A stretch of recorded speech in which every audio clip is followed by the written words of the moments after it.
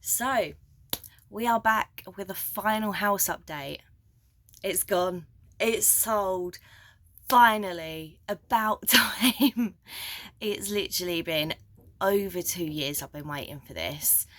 Um, January, February, March, April.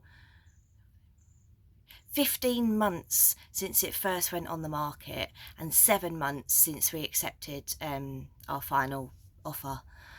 Oh my, it's been such a long process. Um, I was looking through my old videos. The first one I posted, I think it's September 2023. I was saying there how I didn't want to accept his offer of buying me out for 5 grand. I was like, no way, I'd lose so much money. Put it this way, I wish I'd done that back then, because I'd be better off now than I am now. Because put it this way, I only got just over like 5,600 back from the sale now, because we've had to reduce the price because it just wasn't selling. I would have had that money back a lot sooner had I ever accepted that previous offer, and I wouldn't have wasted a year and a half's worth of mortgage payments that have quite literally been flushed down the drain.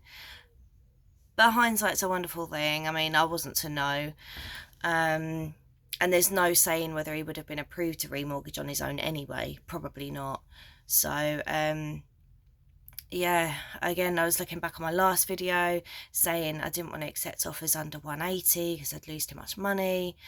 Well, we ended up selling for 172, and then literally like over 6 months in, right at the final stage before we exchanged, she started demanding a new boiler from us. Even though we'd had it recently serviced just before Christmas, she had the certificate and the proof and the invoice there that everything was fine and working normal. Yes, it's old, the exact age is unknown, but it still had like a year's worth of life left in it. There was literally nothing wrong with it. And she said, no, I want a new boiler, or I'm not going any further. I'm like, why wait until the last stage, over 6 months in the entire process, to say that? That was just like a last minute attempt to try and reduce the money a little bit, which was really cheeky, which we did have to stump up in the end, because I was just so worried I'd lose the buyer, and then we'd have to start the whole process all over again, and it would cost even more money. So yeah, we did have to cough up an extra 3 grand allowance on top. So yeah, in terms of the equity, we were left after fees and everything with about 11,000, split halfways. Yeah, I only ended up with just over 5, annoyingly, which means I've pretty much lost everything that I put in initially. My very first video, I said I put in 17,500. I've pretty much lost all of that, because although I've got 5 back, what I've spent on wasted mortgage payments the last year and a half, I added it up, it's over 6 grand. So actually what I've got back doesn't even cover that. So I've literally lost everything. But I'm free. So as I say, no more mortgage payments. I mean, it was costing me over half my wage every month to literally flush it down the drain. I've not been living there since January 2023. My ex hasn't been living there since November 2023, I think. He lived there for about 10 months on his own. Yeah, so the property's been empty for a year and a half while we've both been paying half the mortgage. It's been an absolute nightmare. But it's done. I never have to speak to the guy ever again. I never have to give another penny towards the house ever again. And I'm finally free. That is the main thing. And what I've learned over this entire process is that money don't mean shit. Money really doesn't buy happiness. And do you know what? If someone said to me, imagine yourself just over 2 years ago, back with your ex, if someone offered you, have the perfect partner, the perfect life, have everything going for you that you've ever wanted. Just give me £17,000 and I'll make that happen.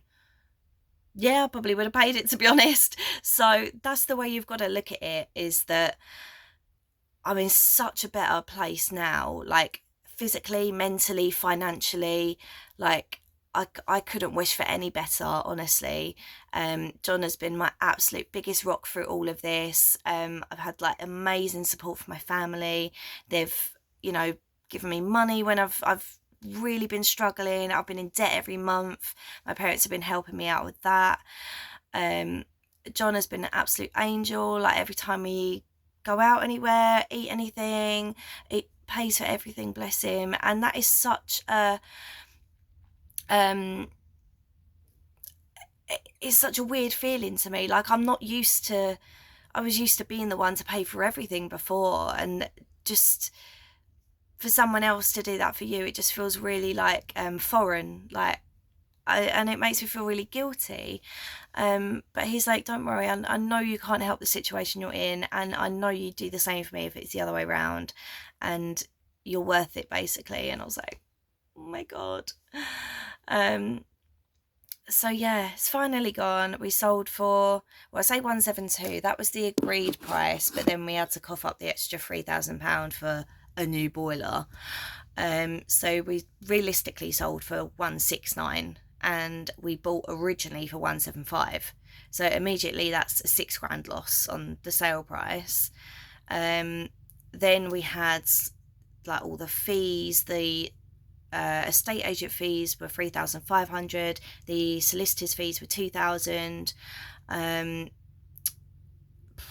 Yeah, I think in the whole 2.5 years since we bought the house, we'd only paid off just over £3,000 of the mortgage, I think, because obviously the rest had all been interest. So yeah, I mean, to say we were left with peanuts was yeah. But another thing I discovered recently, my mum told me, she was keeping it to herself for a little while because she knew I'd be livid, was that when my ex moved out and we agreed to split all the bills and mortgage and everything equally, I agreed that I'd take on the gas, water and electric bills. I turned everything off, but obviously you still have to pay the standing charges and pay off the debts that were on the account. So I agreed to do that if he paid the council tax.